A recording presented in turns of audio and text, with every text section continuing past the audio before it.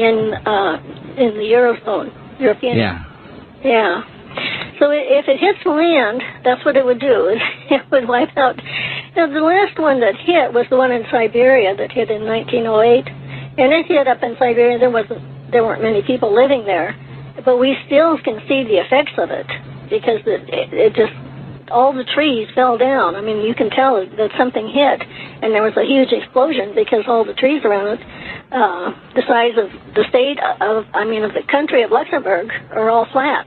I mean, the whole landscape is flat. Yeah. So that's what it would do. Of course, if it hit near a population center, that would be a disaster. But it would be worse if it hits in the ocean. And the reason it would be worse if it hits in the ocean is because, one, it would cause a tsunami probably. Right. And depending on where it hit, there would be coastlines that would be wiped out. But the impact would actually cause water vapor to go into the air. I mean, there's so much kinetic energy. This thing is 197 feet long, or 79 feet long. Yeah, so it's huge. And there would be enough kinetic energy, even if it broke in two. Yeah, absolutely. So that's really interesting. Yeah, that's really interesting. And then we might have an impact winter. Exactly. An impact winter would mean that there would the amount no of crops. UV. Yeah, very high energy, ultraviolet light, and it would be dangerous during the day especially. Plus, we'd have a failure of all crops around the world. Well, not only that, you'd have incessant rains. You'd have major flooding all over. Wow. Yeah. We know what that's like in California. We have mudslides. We have Chris Harris here and Robert Felix. Chris, I understand you gave us a little bit of updates. To give us the latest, I've got the emails here that'll be posted up right after the show. You have a couple of reports about the 20 senior officials from the Korean hydronuclear power arrested for corruption. You've got an updated report on issue what's going on with Fukushima. In terms of the lots of things going on. Can you give us the kind of the summary of what's happening and how serious it is? Okay, station blackout is one of the major things that did Fukushima, and it turns out that in Korea, one of the largest plants in the world is the Quarry Unit 1, had actually for 12 minutes a real station blackout where their diesels were not working and the off-site power didn't work. And recently, that was in January of this year. And there was a big management cover-up, and now it looks like these managers, I can't remember whether it's 13 or 16 of them are being sent to prison over that, and that's exactly what needs to happen. Yeah, the Koreans are much more serious in terms of taking this seriously than the Japanese. They've got radiation detectors in the fish counters in their grocery stores. They're not messing around with this at all, are they? No, it seems like, but I was kind of surprised, shocked, and I'm really dismayed that the industry is lacking. We talk about the adult leadership and the lack thereof, and the regulator, you can't count on them to do anything more. Well, we haven't heard we haven't heard more than eyewash from the replacement of JASCO. Who's the new regulator for the nuclear industry? What's her name? McFarlane, yeah, she's apparently a geologist, and from what I hear so far, there's no rule making, there's no kind of cracking the whip, nothing's happened. JASCO is trying to actually crack the whip that you can't restart these reactors, you have to move and turn off reactors, have better backup power systems, and deal with extreme weather. They're not prepared for anything. If we have extreme weather this year, which we now expect to be a very extreme summer for very, very crazy weather with the heat we've had the last few weeks across America, we're likely to see many tornadoes and extreme weather that are likely to cause more station blackouts, more flooding, more danger to our nuclear facilities across America. Yeah, one word on McFarlane. The word is happy days are here again. I think JASCO was more like a real scientist, and he was trying to do something. And if the industry wasn't going to take care of us, I'd rather we take care of ourselves, to be honest with you. I don't want to have a regular, I don't like police looking at me. I don't like that. Right. I want to be able to be mature enough to handle it and step up to the plate and be adult about it and handle it ourselves. But so now that's what happens when you got somebody up there who's trying to whip them into shape, and now it looks like that's what happens. You get ousted. So right. Well, let's see what happens. What else is happening? And Robert, Felix, what else is happening in terms of the ice age that's happening? We're seeing crop failures everywhere, Argentina and Chile and Peru. We're seeing now crop failures of the corn in America, extreme drought, extreme heat now across the Soviet Union, still called Soviet Union because as far as I'm concerned it never ended, and Russia and all these other countries of the Eastern Bloc. Things are really not good. I mean, the second largest wheat producer, Russia, is going to have a major destruction of their crop if everything continues the way it is now this summer. What's happening? Well, a big one that I'm not seeing in the United States media, but what it has been published overseas, there's a new finding out that the Earth has been cooling for the last 2,000 years. And it just thoroughly debunks the claim that the temperatures on the planet today are in any way historic or unprecedented. This is a study that was a new study of tree ring data, and they have taken measurements back to 138 BC, and they show that the Earth is slowly cooling. And I have a graph on my website showing that downward trend for the last 2,000 years. This particular graph shows the Roman warm period when it was warmer than it is today. It shows a migration period when it was colder, and that so that people migrated. Then it shows the medieval warm period, and it shows a little ice age, and it shows today. And it's just, you can just see that trend line going down and down and down. But the United States media is just not reporting on that. Some of the other things that I've got, Arctic supply ships today are stuck in what the Alaska Dispatch calls brutal Bering Sea ice.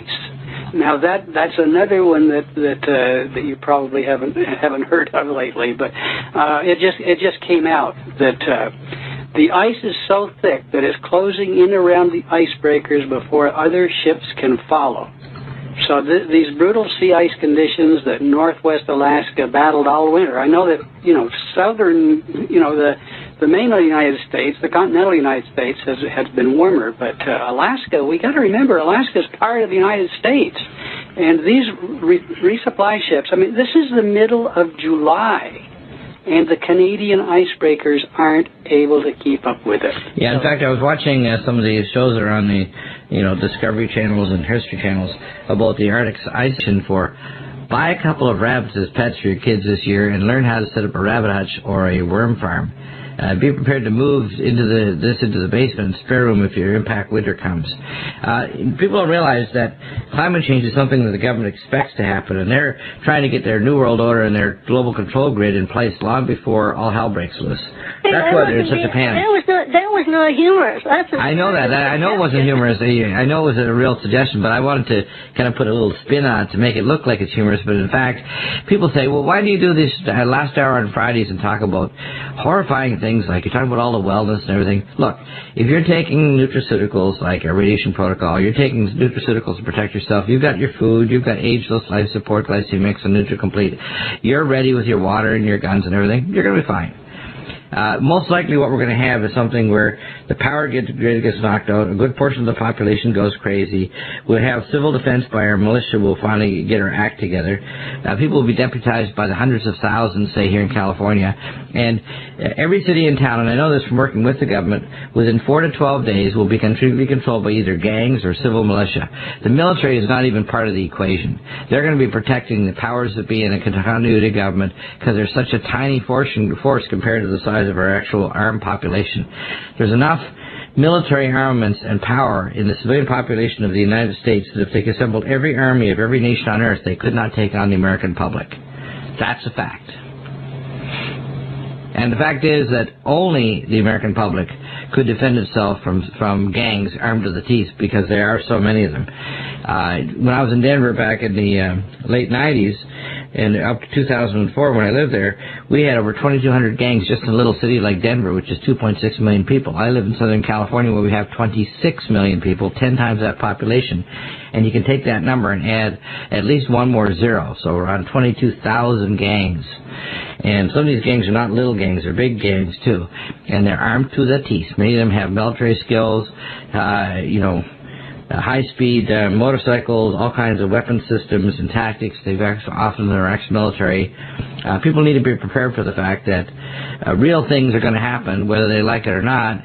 And something as simple as the power went out. I remember talking to people at the local Albertsons September 8th last year, and people were having fist fights in the aisles fighting for ice so their food wouldn't rot in their house. Well, we've got a 20-kilowatt generator.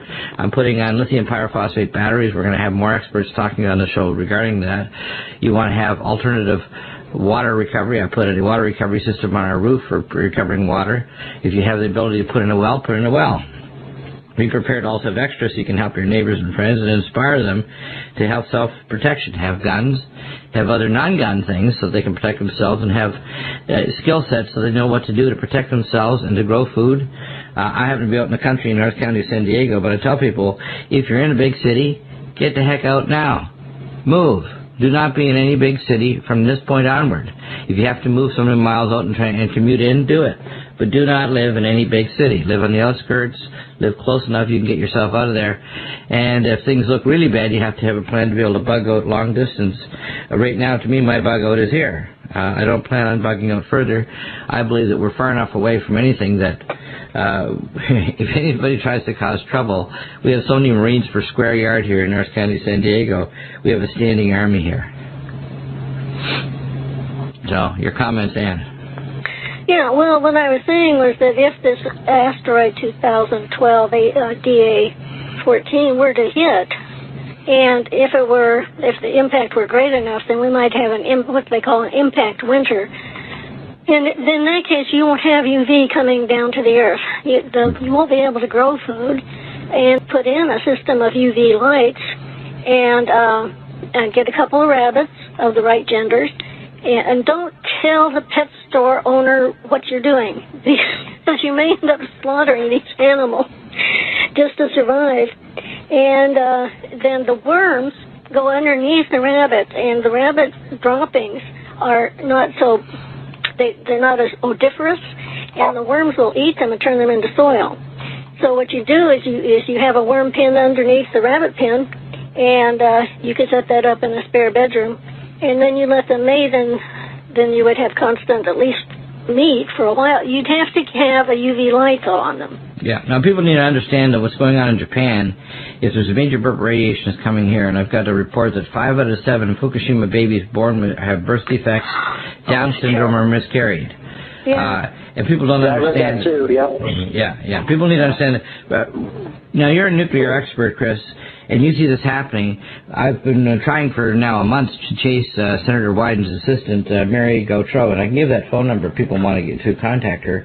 Her number is 503-326-7525, and you need to harass her, too, to say, contact Dr. Deagle. I'm the keynote speaker now for the Academy of Environmental Medicine, first week in October in St. Petersburg, Florida. I'm going to present to the Academy the data of what's going on and what's likely to happen.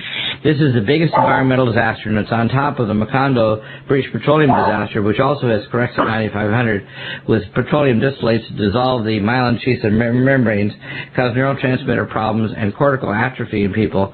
The combination of radiation toxicity with cesium, which also causes toxicity to the brain, seizures, and neural decay.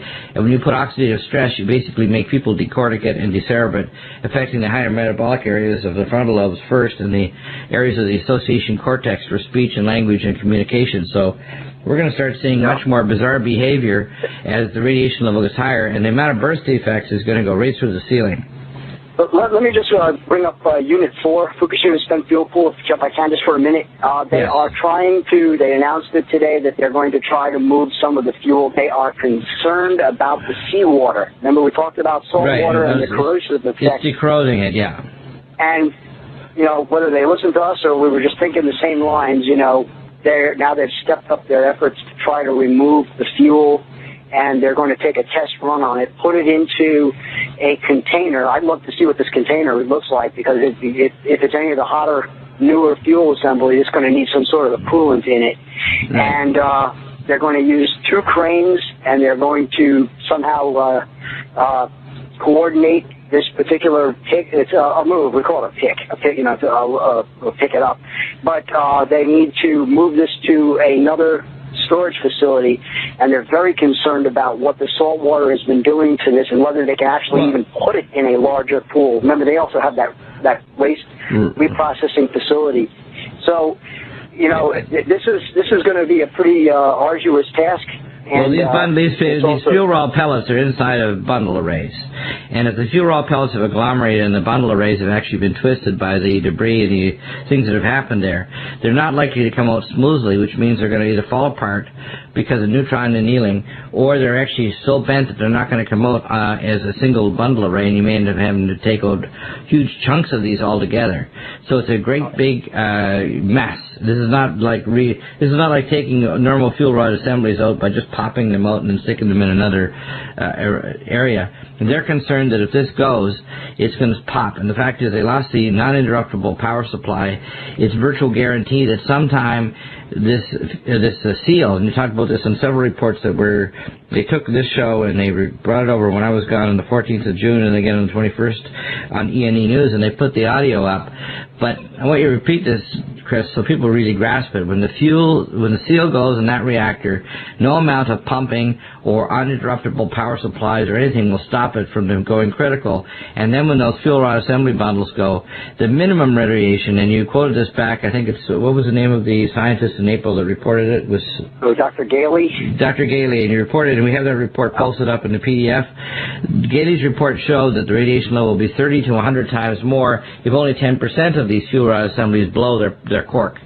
So we're dealing with a radiation release that's so massive. The Hawk on Survive and Thrive Network. It is 7/12/12 Thursday night. For those out there who cannot see that anything wrong is going on, I don't know where you're at. I always remember somebody used to tell me, you know, when I see that live on CNN or on Fox News or MSNBC, then I might consider believing you. Well, I'll tell you what, all you got to do is listen to Fox News or CNBC or any of the things that you're talking about. Now, what's interesting is I happened to just flip open the Bible, and it comes to chapter 3 of 2 Peter, and it says, this second epistle, beloved, I now write unto you, in both which I stir up your pure minds by way of remembrance, that ye may be mindful of the words which were spoken before by the holy prophets, and of the commandment of us, the apostles of the Lord and Savior, knowing this first, and that there shall come in the last days scoffers, walking after their own lusts, and saying, where is the promise of his coming? For since the fathers fell asleep, all things continue as they were from the beginning of creation. For this they willingly are ignorant of that, by the words of God, the heavens were of old, and the earth standing out of the water and in the water, whereby the world that then was, being overflowed with water, perished. But the heavens and earth, which are now, by the same word, are kept in store, reserved unto fire against the day of judgment and perdition of ungodly men. But, beloved, be not ignorant of this one thing, that one day is with the Lord as 1,000 years, and that 1,000 years as one day. The Lord is not slack concerning his promise, as some men count slackness, but is long-suffering to usward, not willing that any should perish, but that all should come to repentance. But the day of the Lord will come as a thief in the night, in the which the heavens shall pass away with a great noise, and the elements shall melt with fervent heat. The earth also, and the works that are therein shall be burned up. Seeing then that all these things shall be dissolved, what manner of persons ought ye to be in all holy conversation and godliness, looking for and hastening unto the coming of the day of God, wherein the heavens being on fire shall be dissolved, and the elements shall melt with fervent heat. Nevertheless, we, according to his promise, look for new heavens and a new earth, wherein dwelleth righteousness. Oh, ladies and gentlemen, 2 Peter chapter 3. And I'll tell you something, I turned right to that. So I always ask Lord Jesus to try to put the words in my mouth before I come on this radio broadcast, if possible. And I will not say that every word that comes out of this old mouth is his, because it would be incorrect. But I'm just trying to pray that he does put as much into my mouth to give to you as possible. Well, this one, I guarantee you, came right from him through the Spirit, because that is one that I haven't paid much attention to. You know, I mean, it's an excellent one. And it says it so germane. 2 Peter chapter 3. You might want to pull that one up and take a look at that in the old King James. And consequently, ladies and gentlemen, I'll tell you, I did watch a little bit of the TV today. I was watching Camuto on Fox. And it struck me that was very interesting. There was a state treasurer of the state of Colorado. A guy named Walker Stapleton was on there. And he was exhorting people. He's saying, man, he says, you know, the amount of debt that the United States has is worse than Greece per capita. It's worse than Greece, worse than Italy, worse than Ireland, worse than any of the ones that are the so-called ones going under. Consequently, he says it's happening here now.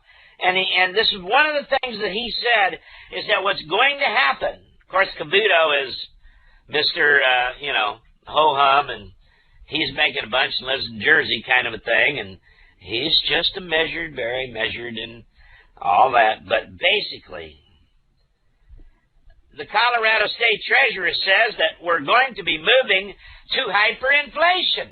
Or Greg Evenson talking about such. This is the treasurer of the state of Colorado. And then you had a guy on Harrington Capital came on after that. And Cavuto then says, well, if it's all so bad and everything is going so badly in the U.S., which it is, ladies and gentlemen, in California, the richest state with everything, all kinds of people, tremendous resources. For years, it was the 6th or the 7th largest economy in the world by itself. And now you got, Mammoth Lakes, Stockton, San Bernardino going bankrupt. You remember Meredith Whitney 2 years ago, 3 years ago, said there was going to be all kind of bankruptcies that would start to take place in terms of municipalities and in terms of states. We now know that California is in that position in total. We also know that Detroit, certain towns in Rhode Island, certain towns in Texas, Illinois, the state of Illinois is bankrupt. Of course, now they're not going to mention it too much during the time of an election. But when you have all these other people saying, well, we ain't bankrupt yet, but we're going to turn off all the lights, street lights, and we're not going to send cop cars or fire department into those neighborhoods that nobody lives in anymore because it's just all houses that nobody wants to buy, and they're just all trashed out in Detroit. I mean, it's just, they might as well have, whatchamajigger, what's the night the Devil's Night, the night before Halloween, when they set all the fires and go wild up there, And then in order to shut that down, I remember back in the old days, back in the 60s and 70s, when Devil's Night first started to really go wild in Detroit, they used to open up the police lockers of all the drug evidence and all the stuff, and rather than the cops deal it, on the street, they would just flood it onto the street on the cheap with any means possible, and then Devil's Night would cool completely out, and then now I think they try to do that before it even occurs. Just flood it all with dope. Get them all high. Get them all mellowed out, Of course, now They just might as well give them all bath salts, and everybody could go around in every big city eating their neighbor's face off. Ladies and gentlemen, this is raining cats and dogs, you know. This is like frogs coming up from your toilet drain. This is like, you know, this is like weird end-time stuff that you could not make up, and it's sitting right there on Fox News. The Harrington Capital guy, when Cavuto said, well, where should we invest our money? The Harrington Capital guy, a big Harrington Capital, big, you know, stock and bonds and, you know, all the different stuff. He said there's only one really couple places you can put it in, but he said the major place to put it in is precious metals, like gold. He said that's the one place to do it. And Cavuto even mentioned about keeping it in your mattress. And then the other place he said was like Chile, because Chile had paid off a large portion of its debt, and that Chile was on the upswing, and its economy is booming and growing. So he said, the Harrington Capital head guy says, you may want to get your money out of the United States so you could have access to it outside of the U.S., and Chile would be a good place to do that. Do you get the picture? Get your money out of these banks. Get your money out of these brokerage accounts. Get it out of there. Turn it into something you can eat. Turn it into medical supplies. Turn it into gold, into silver to protect it. Turn it into firearms and thousands of rounds of ammunition. Turn it into NBC gear, nuclear, biological, chemical protection. Turn it into medical supplies. Turn it into colloidal silver, meso silver. Old Frankie Keys will fix you up. Turn it into inner food. Turn it into 40-day, 40-night pails of food. Do it, and do it now, because this stuff is getting ready to happen. You think it's getting ready? It is happening. I make the mistake sometimes, oh, this stuff's coming. Well, here, read what old V had to say today on SteveQuail.com. Here comes the hit. July 12th, what do you think was the main purpose behind the aptly named MF Global? What do you think is the connection to PFG Best? PFG Best is this commodity group that supposedly had $220 million, and then they find out they've only got, you know, just a small token of that and all of that. He says, why is the J.P. Morgan connected to both commodity houses? Simple. This is how you start the metals beatdown that I've been screaming about for the past 2 years. It struck me this afternoon, and after doing some digging and making a few calls, see, he's in Europe when he wrote this to Steve, so they're ahead 8-10 hours wherever he was at. He said the answer stood right in front of me. When MF Global went bust, over $2 billion in customer funds magically vanished. What happened next? Question mark. Gold and silver took a hit. Now, PFG Best magically loses $250 million. What happened next? Question mark. The gold mark took a 1.3% dive. The kicker is this. Both failed firms. Both have money sitting in whose accounts? Why, J.P. Morgan, of course, is where the money's at. And who are they, the clearing bank for? Why, the good old boys at the Federal Reserve.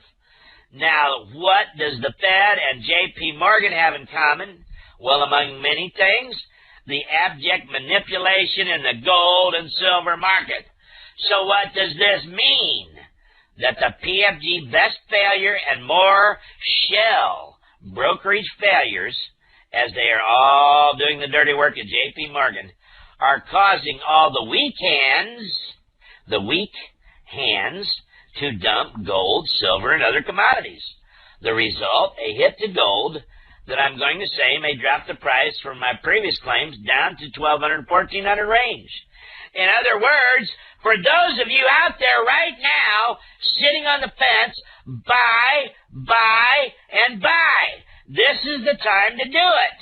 This seems to be part of the last moves of survival that banks like J.P. Morgan and the central banks are doing on top of all of the hacks and IR swaps, the hacks, where they're hacking into accounts and taking the money. How of the bank accounts. The old trap door, the old software, that was invented in St. Louis, then stolen by one of the attorney generals of the United States. Oh, man. Who worked for Reagan. Promise, Promis software, Promise software. It's a type of software where you can manage and manipulate and track things, large numbers of things, and track them down through every kind of thing on the entire net, through all financial transactions. You can track court dates. You can track certain people and how they appear in this place, that place, the other place. You could use it to track anything. There also were back doors built into it that, if you remember, in the 90s, that the guys who called themselves the fifth column, in quotes, the retired good U.S. intelligence officers who were driving around. The old Silver Fox out of Kentucky was one of them. The old Silver Fox used to be Clinton's handler at Oxford University when Clinton was in the CIA there, Billy Boy. And old Silver Fox, who's now in prison on a trumped-up solicitation of murder charge.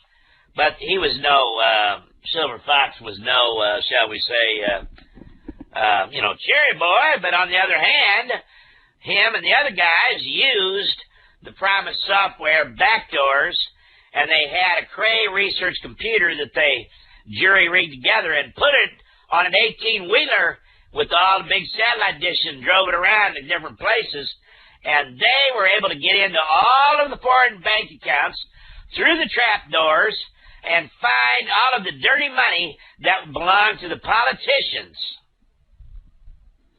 there. And you remember in the 90s, all the Congress people and senators that resigned because they were just tired and they wanted to spend times with their family, or they had a medical issue, or they just no longer wished to serve anymore. They wanted to take time off, or they were outraged at how people had changed. And all of those people, I remember Patsy Schroeder was one of the prominent ones, they said. The guy from Texas used to be on the communications committee.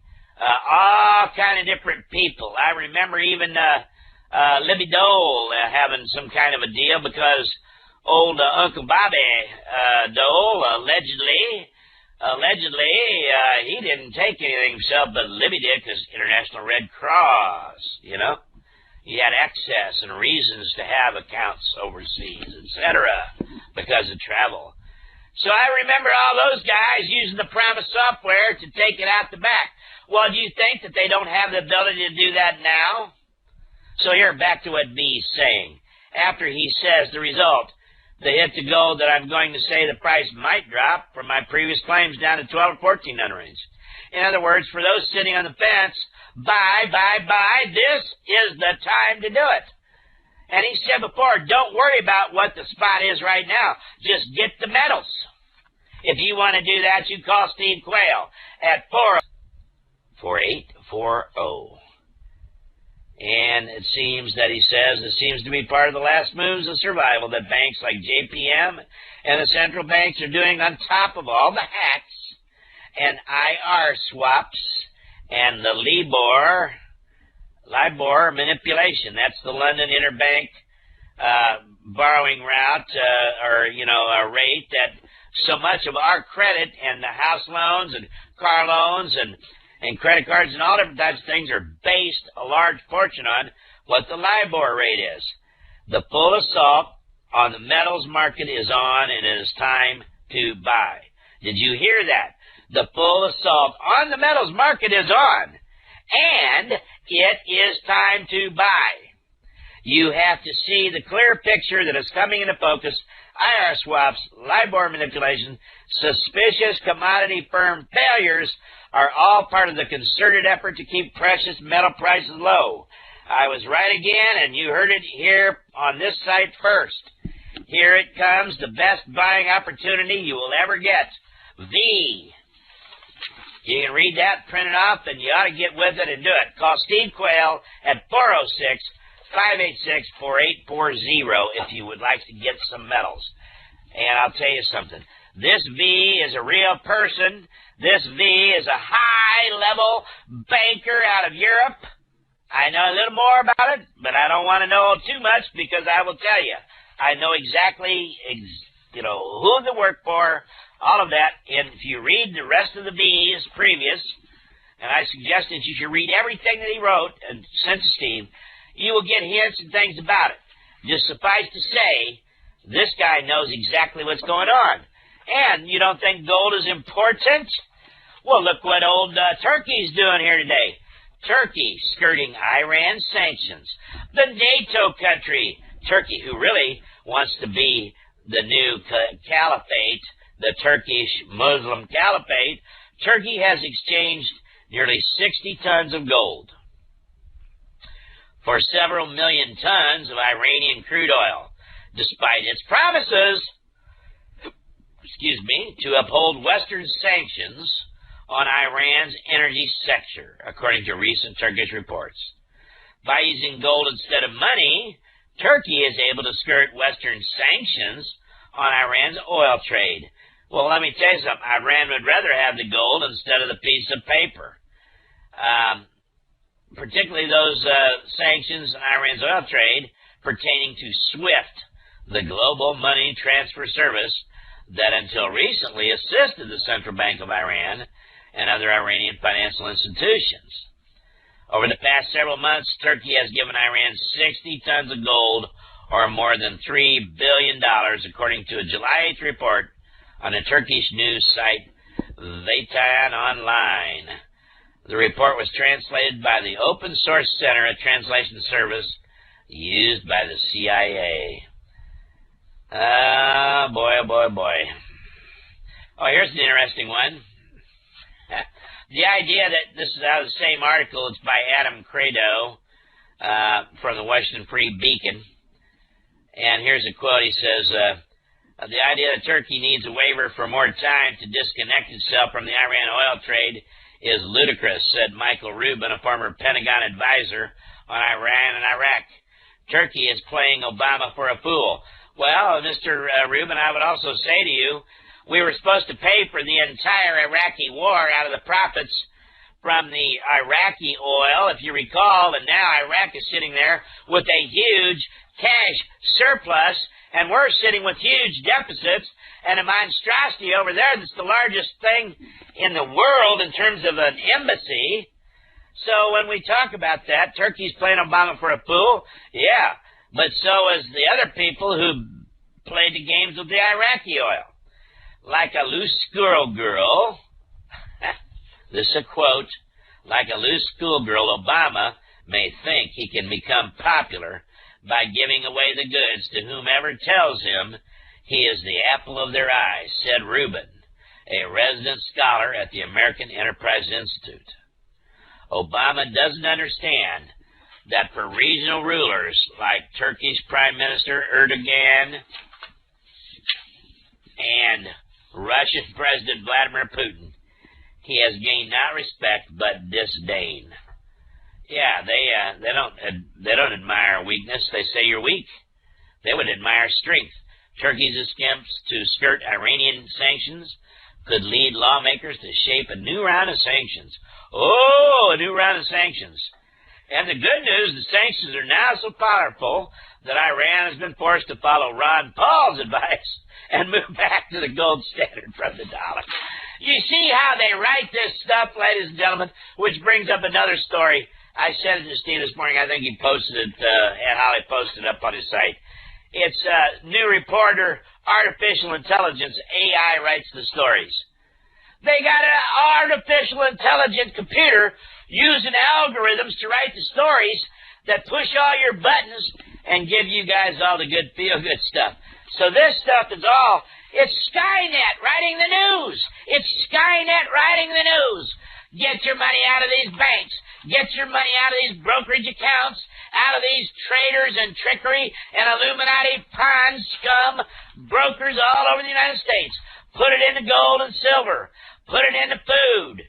And I'll tell you what, put it into put it into firearms, and put it into ammunition. Because on July 27th, it certainly seems, it appears, that the Joker Tut is going to sign away. And your Secretary of State has also said, too, they're going to sign away your Second Amendment and give control of the firearms and everything treaties to the United Nations. Is there any wonder why you got Russian troops all over everywhere? Oh, and incidentally, I get to see you 2 days at the end of the week, so I will tell you what I've seen. I've seen several different things. Number one, I think the ethanol train in near Columbus, Ohio, in my opinion. Did you catch that? In my opinion. Did you catch that? My opinion. In my estimation. I believe that's another Spetsnaz gray terror event, just like the fires. And oh, isn't it interesting how we harp on the Russians starting the fires?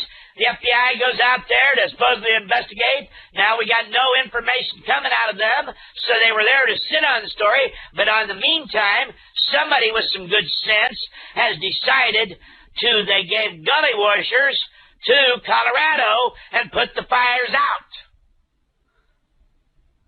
So you see, ladies and gentlemen, it's not the time to hide. It's not the time to lay low.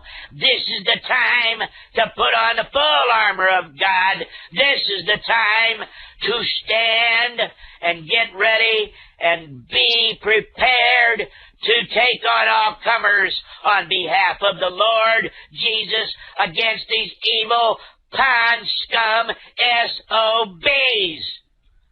Do you understand? Do you got ears to hear? This is a watchman who ain't afraid, who's going to tell you the dadgum truth right straight down the pipe. I'll tell you what, there's so much discussion in the intelligence communities. Finally, people are starting to wake up, and they're saying, my golly, what are we doing? We got all these Russians inside the United States, and then here's the stories out of, the Mediterranean. You got Russians everywhere. Russian ships, missile cruisers, submarines, aircraft carriers. You got Russian Moscow Marines. You got them everywhere going on. You got things going on in Canada.